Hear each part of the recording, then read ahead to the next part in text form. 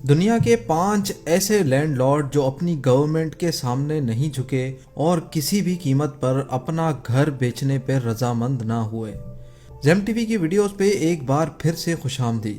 اپنی ساری زندگی کی کمائی سے بنایا ہوا گھر ایک ہی جھٹکے میں کوئی کیسے بیچ سکتا ہے، اور وہ بھی تب جب گورنمنٹ یا کوئی بلڈر آپ سے زبردستی خریدنا چاہتا ہو۔ آج ہم آپ کو ایسے 5 گھر دکھائیں گے جن کے مالکان اپنا گھر خالی نہ کرنے کی ضد پہ اڑ گئے، چاہے ان کو سرکار کا سامنا کرنا پڑا یا کسی مالدار بلڈر کا، لیکن انہوں نے اپنا گھر خالی نہ کیا۔ آئیے شروع کرتے ہیں۔ Number 5، Austin Springs. Washington D C میں واقع بڑے بڑے اپارٹمنٹس کے بیچ میں دبا ہوا یہ گھر آسٹن اسپرنگز نامی شخص کا ہے۔ 1980 میں جب اس جگہ پر بلڈنگز بننے کا آغاز ہوا تو کئی لینڈ لارڈز نے بلڈرز کو اپنی زمین یا گھر بیچ دیا، لیکن آسٹن اسپرنگز نے بیچنے سے صاف انکار کر دیا۔ آسٹن کا ماننا تھا کہ بلڈر اس کی جگہ کی صحیح قیمت نہیں لگا رہے۔ جب آسٹن کو اس کی منہ مانگی قیمت نہ ملی تو اس نے اس جگہ پر پیزا شاپ کھولنے کا پلان بنایا، لیکن ہوا کچھ یوں کہ آسٹن بینک کا قرضی ہو گیا اور اس کو اپنا یہ گھر آدھی قیمت پہ بیچنا پڑ گیا۔ آسٹن نے یہ گھر ایک بلڈر کو $7,50,000 میں بیچ دیا، جبکہ وہ $15 لاکھ کی مانگ کر رہا تھا۔ Number 4، young.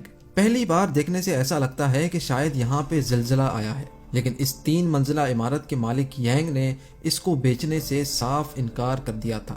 چائنا کی بڑھتی ہوئی آبادی کے پیش نظر جس جگہ یہ گھر موجود ہے وہاں چائنیز گورنمنٹ کو ایک ہائی ٹیک انڈسٹریل پارک بنانا تھا۔ یانگ کے گھر کے پڑوسیوں نے تو گورنمنٹ کے آگے ہار مان لی، لیکن یانگ چائنیز گورنمنٹ کو کورٹ لے گیا۔ سرکاری بلڈرز نے یانگ کے گھر کی پانی کی سپلائی، گیس اور بجلی کا کنیکشن تک کاٹ دیا۔ یانگ کو پانی بھرنے 1 کلومیٹر دور جانا پڑتا اور رات کو موم بتی کی روشنی میں گزارا کرنا پڑتا، اور آخر کار 2 سال کیس لڑنے کے بعد کورٹ نے یانگ کے حق میں فیصلہ دے دیا۔ نمبر 3، میز فیلڈ۔ واشنگٹن میں چھوٹا شہر ہے جس کا نام ہے سیئٹل۔ وہاں موجود ہے ایک شاپنگ مال جس میں ایک عجیب و غریب سا سوراخ نظر آتا ہے، لیکن قریب جا کر دیکھیں تو پتا چلتا ہے کہ یہ مال ایک چھوٹے سے گھر کے ارد گرد بنا ہوا ہے۔ یہ بات ہے 2006 کی۔ ہوا کچھ یوں تھا کہ اس گھر میں ایک 84 سال کی خاتون اکیلی رہتی تھی جس کا نام میز فیلڈ تھا۔ اس وقت اس کے ارد گرد چند گھر بنے ہوتے تھے اور باقی ساری جگہ خالی ہوتی تھی۔ جب یہ جگہ کمرشل ہو گئی تو بلڈرز نے یہاں شاپنگ مال بنانے کا سوچا۔ انہوں نے باقی تمام گھروں کے مالکان کو تو قابو کر لیا، لیکن یہ خاتون یہاں سے ہٹنے کا نام تک نہیں لے رہی تھی، حتیٰ کہ میز فیلڈ نے $1 ملین کی پیشگی قیمت بھی ٹھکرا دی۔ بلڈرز نے بوڑھی خاتون کو مزید تنگ نہیں کیا اور اس کے ارد گرد شاپنگ مال تعمیر کر دیا، لیکن 2 ہی سال کے بعد وہ بوڑھی خاتون میز فیلڈ گزر گئی۔ اس کی وصیت کھولی گئی تو اس میں لکھا تھا کہ میرا یہ گھر بلڈر کو گفٹ کر دیا جائے۔ بلڈر نے اس کے گھر پہ قبضہ نہیں کیا اور نہ ہی اس پہ کوئی مال کھڑا کیا، بلکہ آج بھی وہ گھر بلڈر مینٹین کرتا ہے، بلکہ یہ میز فیلڈ ہاؤس اتنا فیمس ہو چکا ہے کہ لوگ اب اس کے ساتھ سیلفیز لینے آتے ہیں۔ نمبر 2، لوو باؤجن۔ ایک بلڈنگ کا ٹوٹا ہوا حصہ ایک نئے روڈ کے بیچ میں کھڑا گاڑیوں کا راستہ روک رہا ہے۔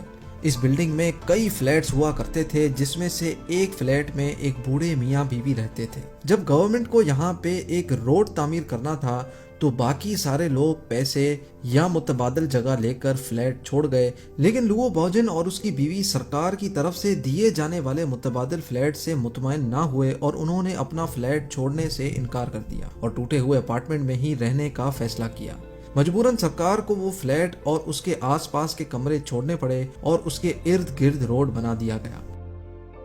اور اب باری ہے نمبر 1 کی۔ جاپان میں نریدا ایئرپورٹ کے بیچ میں ایک فارم بنا ہوا ہے۔